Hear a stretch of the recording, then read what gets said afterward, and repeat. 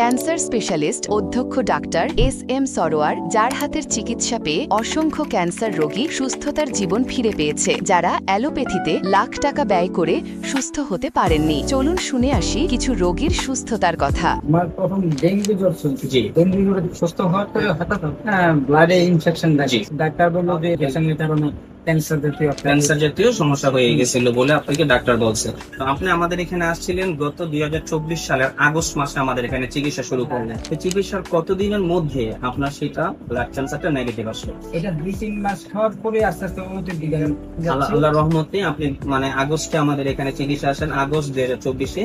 সেখান থেকে 2 মাস চিকিৎসার পরে আলহামদুলিল্লাহ আল্লাহর রহমতে আপনি উন্নতির দিকে আসছেন এবং ভালো আছেন। আচ্ছা, আপনার আব্বার কি হয়েছিল? আমার বাবা ক্যান্সারে আক্রান্ত হয় আজ থেকে আরো 3-4 বছর আগে। যেখানে ডাক্তার ফেরত দিয়ে দিচ্ছিল, ডাক্তার বলছিল বাসায় নিয়ে যান। বাসায় নিয়ে যাওয়ার পরে আপনি হয়তো 2 মাস সময় পাবেন। আস্তে আস্তে উনি আস্তে আস্তে স্বাভাবিক হয়। আল্লাহর রহমতে এখন 2 বছর যাবত স্যারের কাছ থেকে ওষুধ করতে কন্টিনিউ। বাবা এখনো 2 বছর সুস্থ আছে, ইনশাল্লাহ ভালো আছে আলহামদুলিল্লাহ। আমার 4 মাস আগে খুব গুরুতর অসুস্থ হয়ে গেছে, তার বাথরুম বন্ধ হয়ে গেছিল। তখন এমন অবস্থা, সে রাত্রে একেলা অবস্থা অনেক খারাপ হয়ে যায়।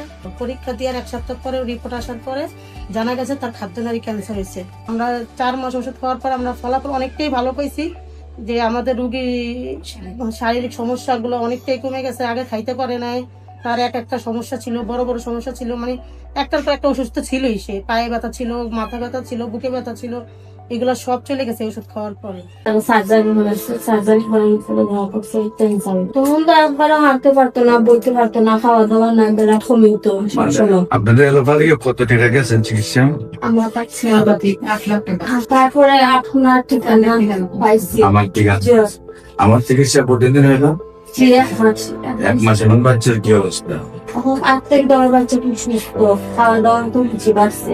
এখন বাচ্চা সুস্থ? আগে জ্বর তো খুব বেশি জ্বর লাগতো। আগে হাঁটা চলা ছিল না? জি না। এখন ধীরে ধীরে হাঁটতে পারে, খাওয়া দাওয়া চলে?